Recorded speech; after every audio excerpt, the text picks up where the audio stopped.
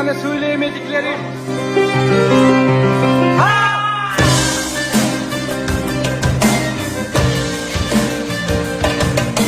O'zbekiston yoshlari dunyoga tanilmoqda. Gler nomidagi respublika ixtisoslashgan musiqa maktabining bir guruh yosh musiqachilari bir nechta turkcha musiqiy kontentlari bilan dunyoga tanilmoqda. Sozandalarning jonli ijroda tayyorlangan videosi 3 kun ichida 11 milliondan ortiq ko'rishlarga ega bo'ldi.